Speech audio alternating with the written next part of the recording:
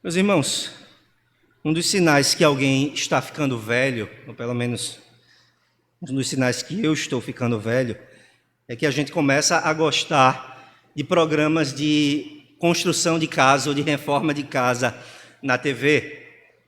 E há vários desse tipo, né? Você pode pensar desde um quadro do Caldeirão do Hulk até os mais famosos, Irmãos à Obra. E tem um que eu particularmente assistia bastante por um tempo, que se chama, aqui no Brasil, Do Velho ao Novo. Todos esses programas são basicamente a mesma coisa e todos os episódios são basicamente iguais. Eles têm a mesma estrutura. Né? Alguém encontra uma casa destruída, os apresentadores encontram uma casa destruída, uma casa sem valor, às vezes compram por 10% do que a casa vale, pelo estado em que ela se encontra, e eles transformam aquilo numa casa maravilhosa, uma casa planejada, adequada para aquela família que vai morar. E essa estrutura sempre se repete e o final é basicamente sempre o mesmo. As pessoas entram, fazem cara de espanto, conhecem a casa que foi reformada e elas mostram louvor e gratidão aos apresentadores e ao programa por aquilo que eles fizeram por eles e pela família que vai passar a morar ali. Irmãos, Deus está em um glorioso programa de renovação, de reconstrução e, por assim dizer, de reforma, a edificação da sua igreja. Deus está construindo esse edifício, essa morada, esse lugar perfeito para uma família que Ele está ajuntando. E o final desse programa de renovação, o final desse programa de reforma e reconstrução, não pode ser outro. No final dessa história, a família que vai morar nessa casa rende louvor, rende glória, rende adoração àquele que está realizando essa transformação. O texto que nós temos diante de nós revela esse programa de reforma, esse programa de renovação e transformação que Deus está realizando. A primeira carta de Pedro é uma carta endereçada a cristãos que estão sofrendo por serem cristãos. Talvez não uma perseguição organizada, talvez não uma perseguição oficial, mas eles estão sendo desprezados, eles estão sendo tratados com ostracismo pelos seus amigos, seus vizinhos os desprezam, seus colegas de trabalho os escanteiam, e esse povo está sendo constrangido, tentado a abandonar o caminho. E Pedro escreve a esses santos, Pedro escreve a esses crentes para encorajá-los a continuar vivendo a vida cristã. Mais especificamente, Deus, por meio do apóstolo Pedro, os está encorajando a viver uma vida santa, apesar da oposição do mundo. Pedro quer que os cristãos que leem a sua carta entendam que eles devem esperar serem rejeitados pelo mundo, porque o próprio Cristo foi rejeitado pelo mundo. Mas o encorajamento que Pedro dá é, sobretudo, lembrando os crentes da sua nova identidade como filhos de Deus. É o fato de que nós somos filhos que deve nos encorajar a viver uma vida de obediência diante do nosso Pai. Volte comigo para o começo da carta de Pedro e veja como o tema da nossa filiação é importante. No capítulo 1, verso 3, Pedro diz que nós fomos regenerados, ou nós nascemos de novo. Veja, bendito o Deus e Pai de nosso Senhor Jesus Cristo, que segundo a sua muita misericórdia nos regenerou para uma viva esperança. Então veja, vocês nasceram de novo, vocês são filhos. Agora vá comigo para o verso 14, e aqui o apóstolo Pedro diz: como filhos da obediência, não vos amoldeis às paixões que tinhais anteriormente na vossa ignorância. Mais uma vez, como filhos, vivam uma vida digna do evangelho de Cristo. Mais uma vez, no verso 17, ora, se invocais como Pai aquele que sem acepção de pessoas julga segundo as obras de cada um, portai-vos com temor durante o tempo da vossa peregrinação. E finalmente, aliás, mais dois textos ainda, no verso 23, pois fostes regenerados, não de semente corruptível, mas de incorruptível, mediante a palavra de Deus, a qual vive e é permanente. E enfim, agora no verso 2 do capítulo 2, desejai ardentemente como crianças recém-nascidas, o genuíno leite espiritual, para que por ele vos seja dado crescimento para a salvação. Então perceba que todo o encorajamento de Pedro, toda a exortação que ele dá para uma vida santa, se fundamenta nesse fato: vocês são filhos de Deus. Vocês foram regenerados e entraram nessa família, e agora vocês devem, como filhos obedientes, como crianças recém-nascidas, como aqueles que pertencem à família de Deus, como aqueles que possuem esse status abençoado de membros da família do Senhor, vocês devem viver uma vida digna do Evangelho. Pedro, então, agora, a partir do verso 4 do capítulo 2, ele vai continuar desenvolvendo essa ideia da família, da igreja como família de Deus, e ele vai nos encorajar a entender o que é que Deus está fazendo. Ele muda a metáfora de uma família de crianças para a metáfora de uma casa, mas a ideia continua sendo a mesma. Deus está edificando um povo para si mesmo. E essa é a mensagem que ele nos dá nessa noite. Essa é a mensagem que nós somos encorajados a guardar no nosso coração nesta tarde. Deus graciosamente edifica a igreja como uma família de crentes que adoram o seu nome. Deus graciosamente edifica a igreja como uma família de crentes que adoram o seu nome. Nós vamos tentar entender essa afirmação olhando para o texto em 3 aspectos diferentes. Nos versos 4 e 5, nós vemos que a igreja é uma família de adoradores. Olhe comigo para 1 Pedro, capítulo 2, versos 4 e 5. Chegando-vos para ele a pedra que vive, rejeitada sim pelos homens, mas para com Deus eleita e preciosa, também vós mesmos, como pedras que vivem, sois edificados casa espiritual, para ser de sacerdócio santo, a fim de oferecer de sacrifícios espirituais, agradáveis a Deus por intermédio de Jesus Cristo. Veja que a imagem toda que Pedro constrói aqui diante dos nossos olhos é uma imagem de adoração. Ele já enfatizou o tema da família, ele já enfatizou o tema da obediência, e agora ele diz que nós somos uma família de adoradores. Veja as imagens que ele usa. Ele fala de uma casa espiritual. Obviamente a referência é ao templo que foi construído durante o reinado de Salomão. É uma referência ao lugar onde o povo de Israel se dirigia para adorar o Senhor. O centro da adoração do Antigo Testamento era essa casa espiritual, essa casa feita por mãos humanas, mas essa casa onde Deus havia colocado o seu nome e prometido: sempre que vocês orarem voltados para este lugar, eu os ouvirei. E Pedro diz: agora vocês estão sendo edificados esta casa. Veja que ele ainda usa a imagem de um sacerdócio.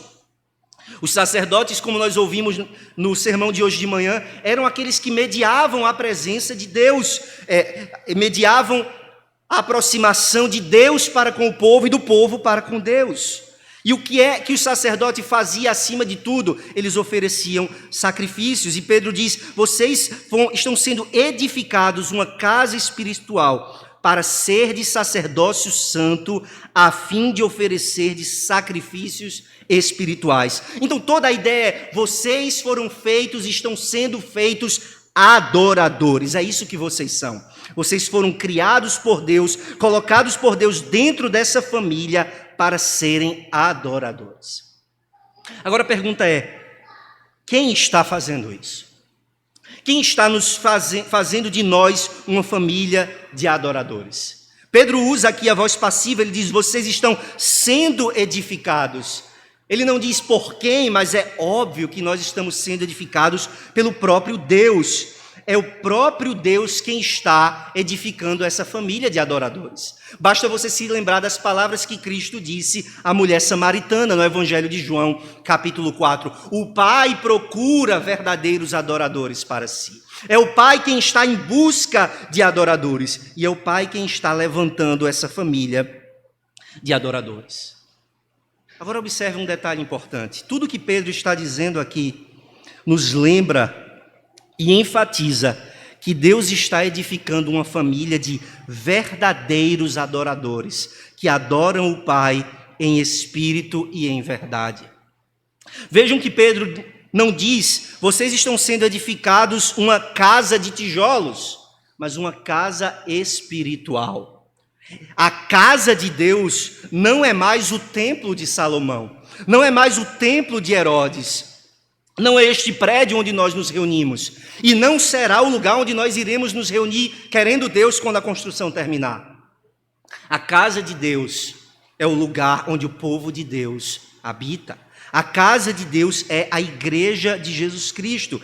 E quando Pedro fala nessa casa espiritual, ele está enfatizando que essa é uma casa formada não por adoração externa, mas por adoração que é em espírito e em verdade. Não meramente aquilo que é feito com a boca, mas com o coração. Não meramente aquilo que é feito com as mãos levantadas, mas o fruto de lábios sinceros que confessam o nome do Senhor.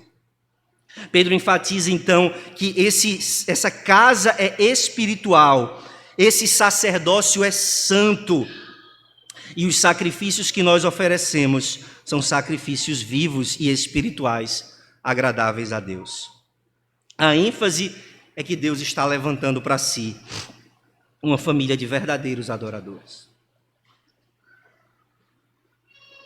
Deus está levantando para si uma família de verdadeiros adoradores. O que é que esses adoradores fazem? Pedro diz no final do verso 5, a fim de oferecer de sacrifícios espirituais agradáveis a Deus por intermédio de Jesus Cristo. Veja o que Pedro quer que nós entendamos. No Antigo Testamento, a adoração era organizada numa forma complexa de cerimônias, de sacrifícios de animais, de derramamento de sangue, de uma série de rituais complexos que eram realizados pelos levitas e pelos sacerdotes em obediência à ordem de Deus, à lei que Deus havia dado. Mas agora que Cristo veio, o sacrifício foi entregue. Agora que Cristo se manifestou em carne e morreu na cruz do Calvário, o último e definitivo sacrifício foi oferecido. E não há mais a necessidade de derramamento de sangue, e não há mais a necessidade da morte de animais, e todos os rituais da antiga ordem dos levitas deixou de ter necessidade, porque eles apontavam para o Cristo que viria, e agora o Cristo já veio. Mas isso não significa que nós, a igreja de Cristo, não mais oferecemos sacrifícios ao Senhor. O que acontece é que nós não mais oferecemos sacrifícios de sangue, mas nós oferecemos sacrifícios espirituais de adoração e de gratidão a Deus. E nós fazemos isso por meio de Jesus Cristo. A ideia, irmãos, é que Deus, por meio de Jesus Cristo, Ele não apenas aceita a nossa pessoa, mas Ele aceita as nossas obras. Por meio de Jesus Cristo, o Pai não apenas aceita a nossa vida, mas Ele aceita aquilo que nós fazemos. Por meio de Cristo, nós não apenas temos perdão de pecados, mas o Pai agora se agrada das nossas boas obras. A nossa adoração, o nosso culto, aquilo que nós oferecemos a Deus na nossa vida diária, a nossa vida de obediência a Deus, não seriam aceitos e não poderia ser aceito se não fosse por meio de Cristo. Pare para pensar naquilo que você faz de melhor para Deus. Pare para pensar naquela área da vida em que você acha que você mais glorifica a Deus. Se você pensar com carinho, com cuidado, você vai reconhecer as minhas melhores obras, o melhor que eu faço para Deus é cheio de imperfeição, é cheio de fraqueza, é cheio de falha, é cheio ainda de pecado. Como Deus poderia aceitar o meu canto, o meu culto, a minha adoração, o meu serviço, a maneira como eu crio meus filhos, a maneira como eu honro meus pais, a maneira como eu me relaciono no trabalho, se tudo isso está manchado pelo pecado? A resposta é que a nossa vida de adoração e serviço a Deus é recebida pelo Pai por meio de Cristo. Que conforto, irmãos. Que consolo. Tudo aquilo que nós fazemos para o Senhor é aceito, não porque é perfeito, mas porque Deus vê a nós e as nossas obras em Cristo, por causa da nossa união com Cristo. É por intermédio de Jesus Cristo que nós oferecemos sacrifícios espirituais que de fato agradam a Deus. Agora, entenda que isso implica a verdade contrária. Se você faz qualquer coisa, se você oferece qualquer culto ou adoração a Deus, sem ser por meio de Jesus Cristo, aquilo que você faz não é agradável a Deus, não é aceito por Deus, porque a nossa adoração só tem valor e só é recebida pelo Pai se feita por intermédio de Jesus Cristo. O que são então esses sacrifícios espirituais que nós devemos oferecer a Deus? Os comentaristas desse texto, eles se dividem. Alguns acham que os sacrifícios espirituais se referem àquilo que nós fazemos no culto público, no culto solene. Aquilo que nós estamos fazendo agora. Isso são os sacrifícios espirituais. Um outro número de comentaristas vai dizer, não, os sacrifícios espirituais são a nossa vida de obediência fora do culto, fora da igreja. Eu acredito que Pedro não está fazendo nenhuma distinção aqui entre a nossa vida de adoração e a nossa adoração viva. Na verdade, ele quer que nós entendamos que tudo aquilo que nós fazemos para Deus, no culto e fora do culto, deve ser visto como serviço a Deus. E esse é o encorajamento que ele traz para cada um de nós. A vida da igreja deve ser uma vida de adoração. Tudo aquilo que nós fazemos como igreja deve servir ao propósito da adoração. Irmãos, por isso que nossa igreja local, a Igreja da Aliança, valoriza tanto o culto público. Nós às vezes cancelamos a escola dominical, mas a menos que haja uma razão invencível, nós não cancelamos o culto solene. E nós não fazemos isso porque nós achamos que existe algo de superstição no culto, mas porque o Senhor nos ensina que a centralidade da vida da igreja está na adoração, e especialmente na adoração pública. A EBD existe para servir ao culto. O ministério, qualquer um que nós tenhamos, o trabalho com os jovens, o trabalho com as mulheres, qualquer coisa que nós façamos aqui na Igreja da Aliança, tem como propósito nos edificar, nos treinar, nos motivar a sermos adoradores do Senhor. Esse é o fim da nossa vida. O fim da nossa vida é glorificar a Deus e cultuá-lo e adorá-lo na beleza da sua santidade. A vida da igreja é adoração. Mas mais importante, em segundo lugar, a igreja é vital para a adoração. Veja que Pedro não se dirige no singular. E Pedro não diz, cada um de vocês é uma casa espiritual. Em outros lugares o apóstolo Paulo diz, nós individualmente somos o templo do Espírito Santo. Mas aqui Pedro não diz, cada um de vocês é uma casa de Deus. Ele diz, vocês são pedras vivas. Ou seja, vocês sozinhos não formam essa casa. Cada um de vocês sozinho não é esta casa que Pedro está descrevendo. Mas o povo de Deus reunido, os eleitos de Deus sendo chamados, aqueles que professam a fé em Jesus Cristo, sendo congregados, esses formam a casa espiritual. A igreja é vital para a adoração, porque a adoração é principalmente corporativa e não individual. É por isso, irmãos, que no culto solene tudo que nós fazemos é corporativo. Talvez alguns de nós gostassem de naturalmente ao cantar levantar as mãos. Por que nós não temos pessoas com as mãos levantadas e pessoas com as mãos abaixadas no culto? Porque nós estamos adorando ao Senhor corporativamente. Aquilo que nós estamos fazendo como um corpo. Esse não é um momento entre você e Deus somente. Esse é um momento entre nós e Deus. Não é a sua adoração individual, mas é o povo de Deus reunido, cultuando ao Deus que nos chamou das trevas para a luz. Mas tem um detalhe importante. Eu vejo muita gente, quando eu falo isso, balançando a cabeça e concordando. Nós somos presbiterianos, então nós gostamos dessa corporatividade. Mas tem um detalhe. Culto é sobre nós, não é sobre eu.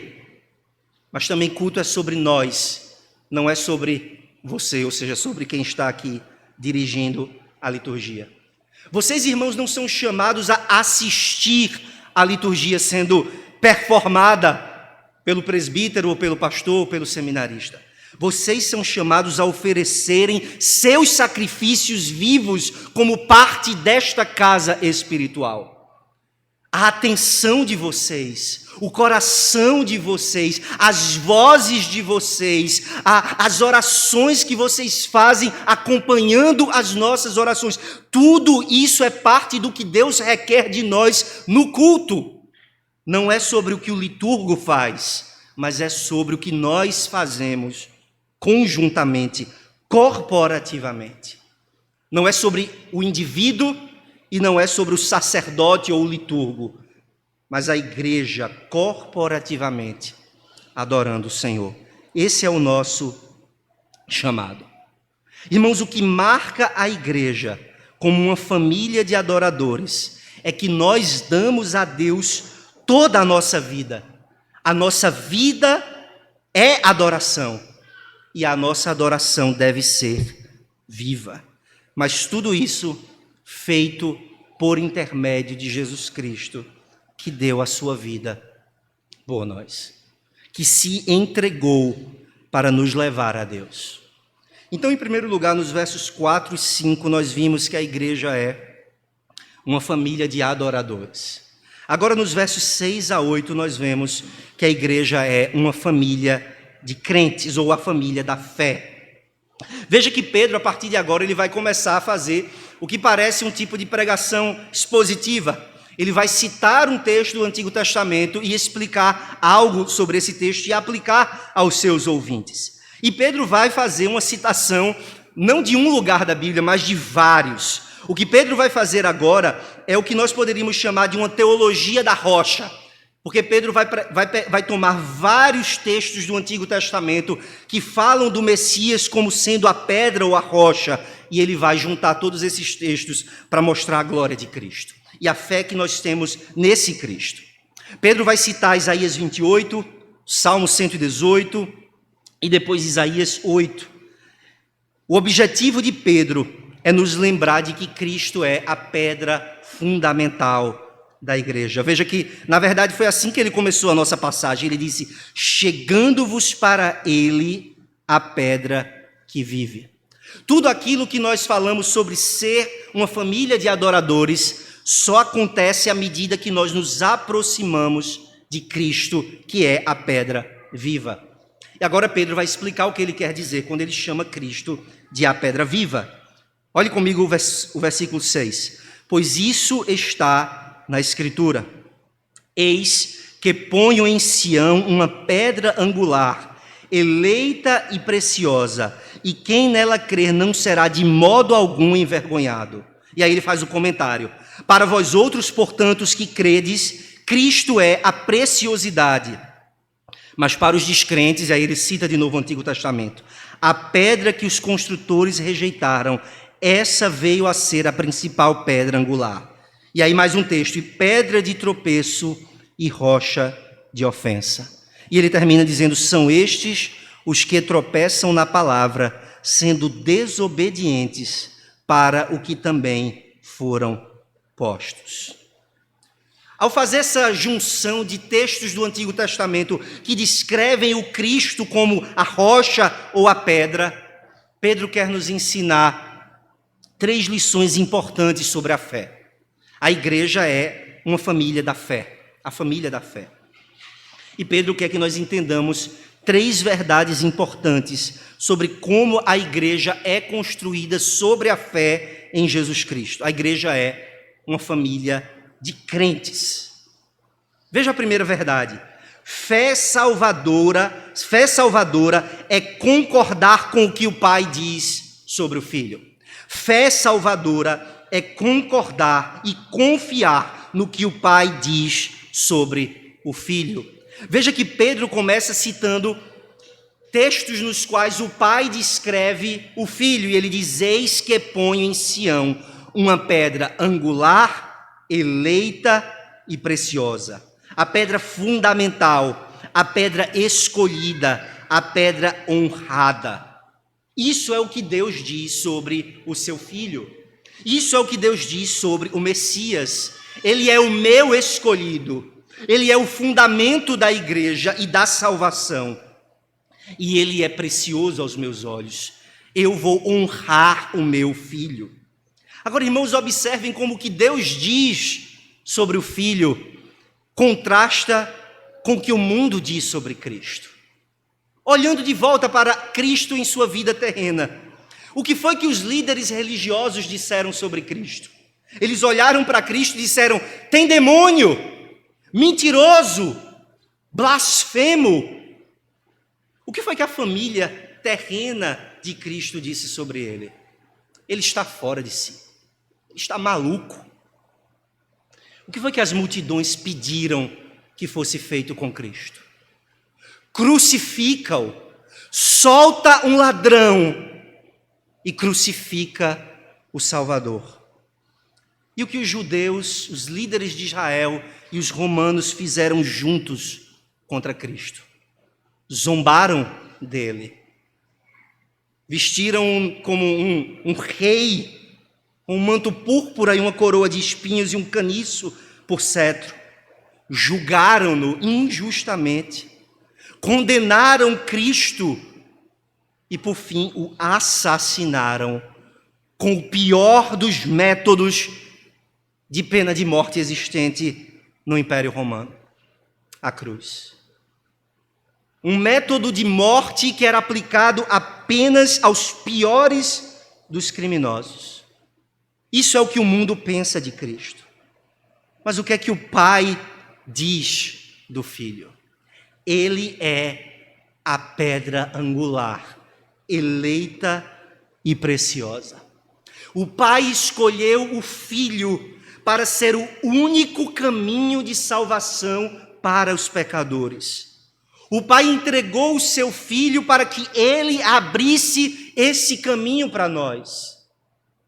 E depois de Cristo ter morrido e sido sepultado, o Pai o ressuscitou dos mortos, vindicou Cristo, como nós vimos semana passada, e exaltou Cristo, dando-lhe o nome acima de todo nome. Isso é o que o Pai fez com o Filho. Mas o que Pedro quer nos ensinar aqui é mais do que isso, é mais do que o Pai diz do Filho. Pedro quer nos encorajar a crer no que o Pai diz a respeito de Cristo. A fé salvadora concorda com o Pai. A fé salvadora confia no veredito que o Pai dá a respeito do seu Filho.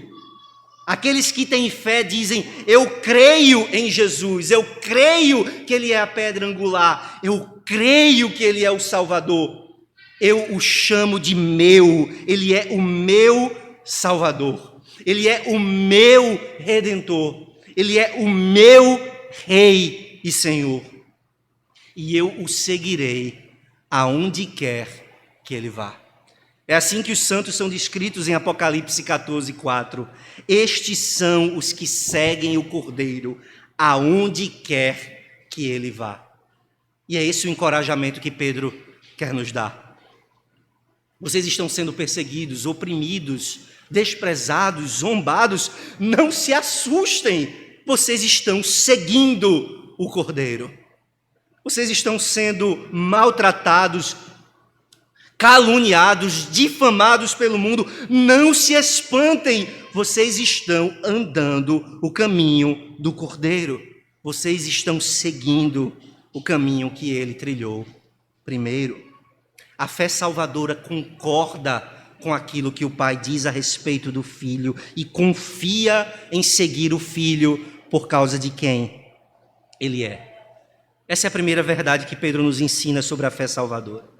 A segunda verdade que Pedro nos ensina sobre a fé salvadora é que essa fé traz a certeza do favor de Deus. Olhe o que Pedro diz no verso 7, aliás, no final do verso 6, citando Isaías: e quem nela crê não será de modo algum envergonhado. E o verso 7, para vós outros, portanto, os que credes, os que têm fé, Cristo é a preciosidade ou a honra. Veja que o que Pedro está dizendo é: Cristo foi desonrado pelo mundo, mas honrado pelo Pai. Essa é a certeza que vocês têm do que vai acontecer com vocês. Vocês serão desprezados, desonrados, envergonhados pelo mundo, mas vocês têm a certeza do favor de Deus. Vocês têm a certeza de que receberão do Pai honra e preciosidade. Pedro quer encorajar os irmãos. Eles estão sendo envergonhados pelo mundo. O mundo está zombando da igreja. Mas o que Deus está fazendo? Deus promete reverter o julgamento do mundo. A igreja será honrada. Irmãos, essa é a nossa expectativa para o último dia. A Bíblia diz que no último dia nós seremos justificados. E muitos entendem errado o que a Bíblia diz sobre essa justificação que vai acontecer no último dia. Não é o perdão dos pecados. O perdão dos pecados nós já temos, nós já somos justificados. Mas quando a Bíblia diz que no último dia o povo de Deus será justificado, o que a Bíblia quer dizer é que nós seremos publicamente reivindicados pelo Pai. Perante os anjos, perante os demônios, perante os réprobos, aqueles que serão lançados no inferno, a igreja será confirmada. O Pai nos chamará para junto de si.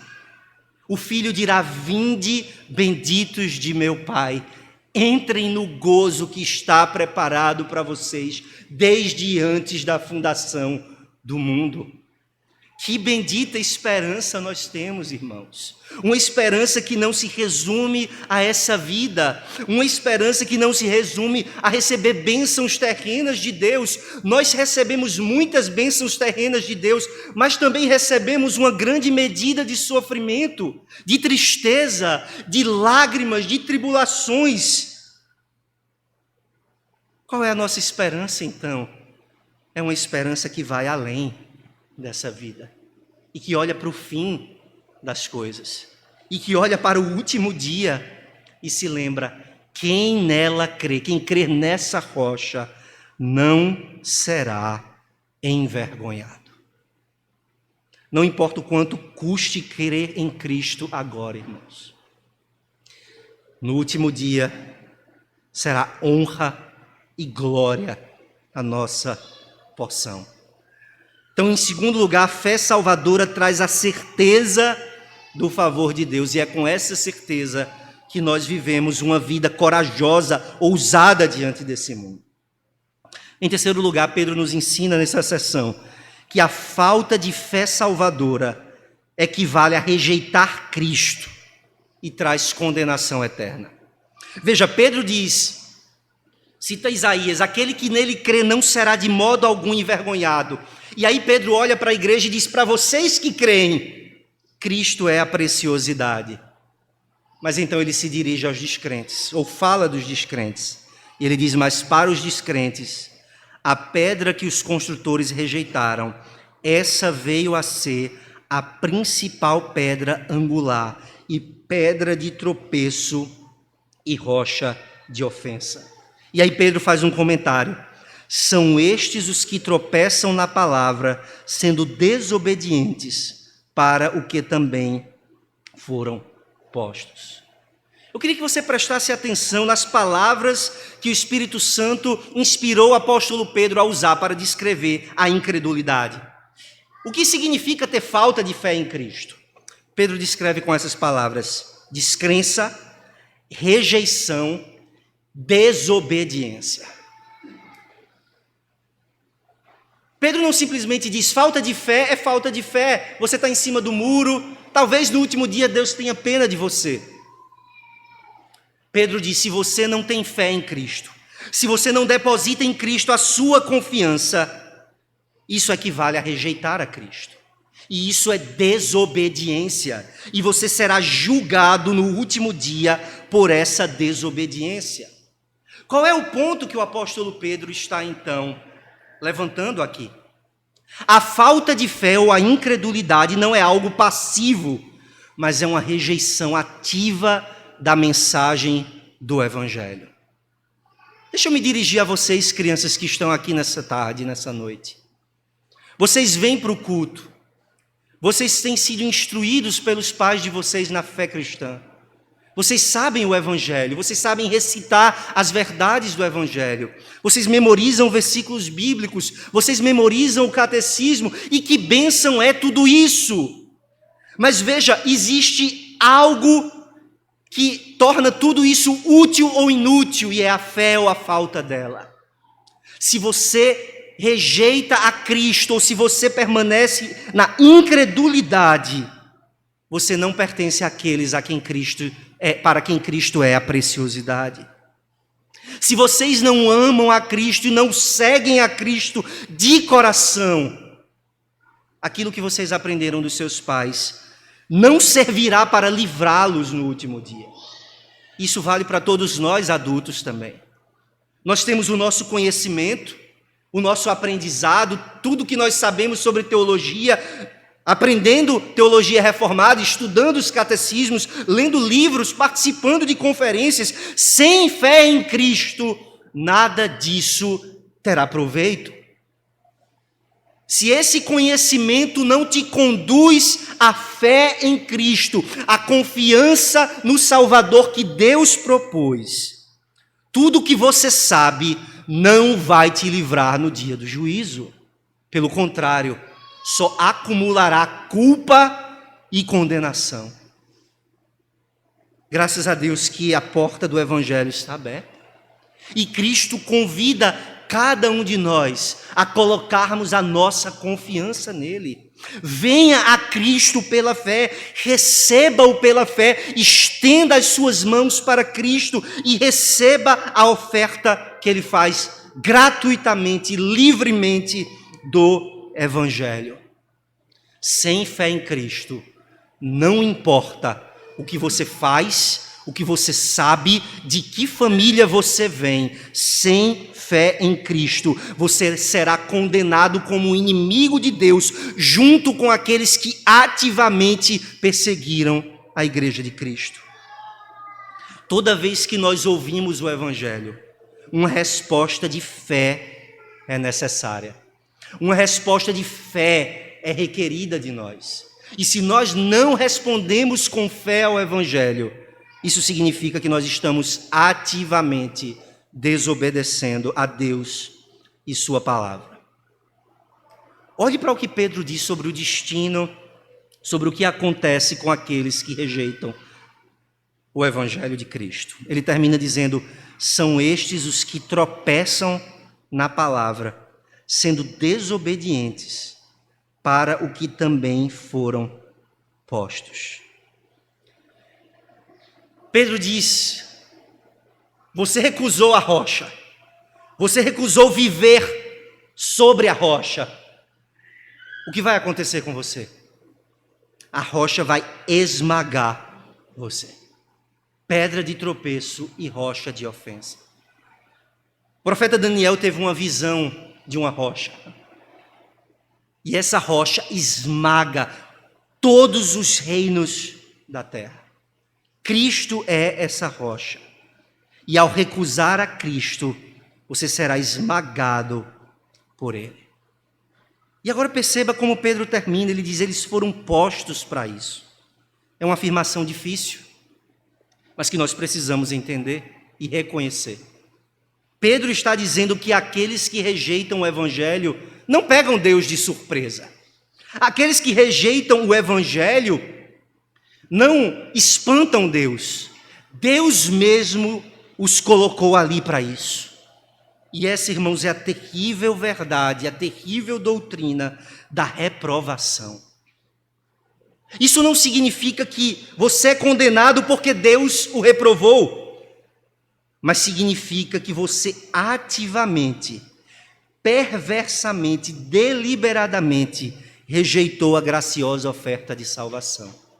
Mas Deus que não é pego de surpresa, Deus que decretou todas as coisas, Deus que estabeleceu tudo o que acontece, colocou os réprobos até mesmo para esse fim. Irmãos, o desafio que é colocado diante de nós aqui é um desafio ao autoexame. Será que você está na fé? Quem é Cristo para você? Ele é a preciosidade, Ele é o seu caminho de salvação, Ele é o seu tesouro. Cristo é honrado por você, ou ignorado, desprezado.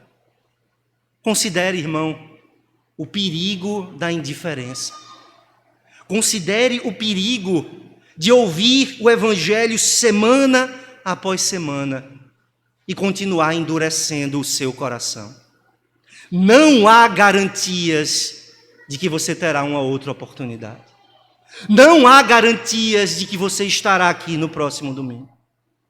Não há garantias de que o Senhor vai permanecer com a porta da graça aberta para nenhum de nós. Deixe de lado a indiferença. Deixe de lado esse desprezo pelo Evangelho. Abrace a Cristo.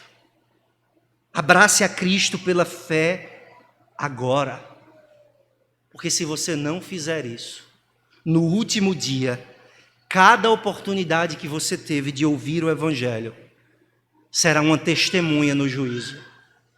Uma testemunha se levantará após a outra, declarando a sua culpa, a sua responsabilidade. Você escolheu rejeitá-lo e escolheu ser desobediente à palavra da salvação. Pedro encoraja os crentes.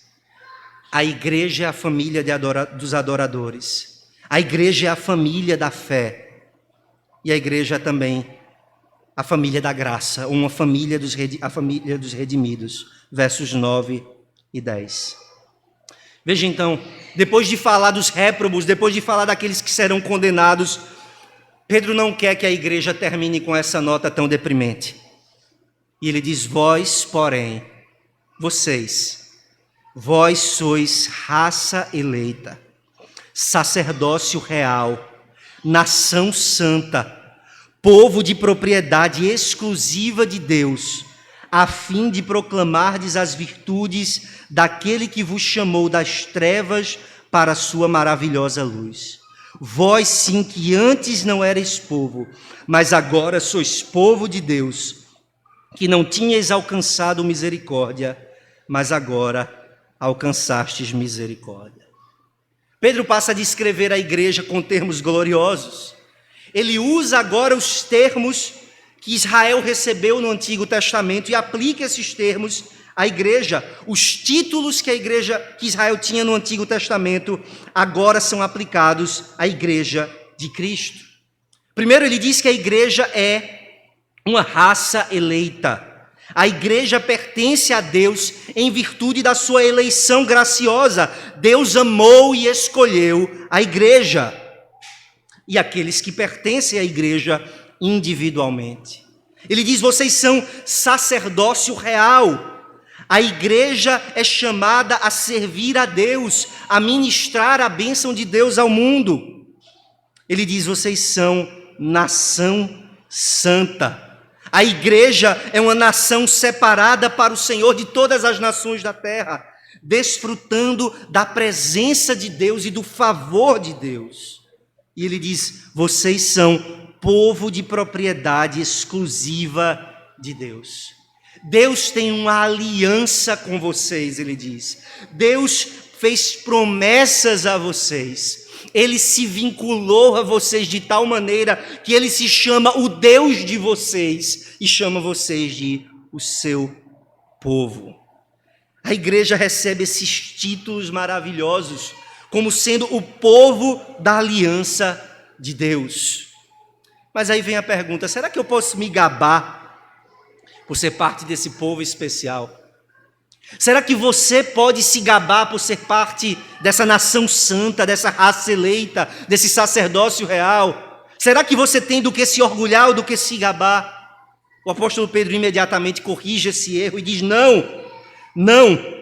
Veja que ele diz que a igreja não existe para si mesma, para exaltar a sua própria eleição, mas a igreja existe com o propósito de proclamar as excelências de Deus. Vocês existem, ele diz, a fim de proclamar as virtudes da igreja. Não, daquele que vos chamou das trevas para a sua maravilhosa luz. A igreja é chamada a exaltar a glória de Deus por meio da adoração e da evangelização, proclamar as virtudes de Deus, as excelências de Deus. Nós não temos do que nos gabar, nossa missão não é essa, nossa missão não é exaltar o fato de que nós somos especiais para Deus, mas sim exaltar o Deus que nos chamou para si. Mas mais importante, Pedro diz: vocês não têm do que se gabar, igreja, porque vocês não merecem o lugar especial que vocês têm. Vocês receberam esse lugar pela graça soberana de Deus, pela obra redentora aplicada pelo Espírito Santo. Veja que ele diz: vocês foram chamados das trevas para a maravilhosa luz. Pedro aponta para a redenção aplicada pelo Espírito Santo.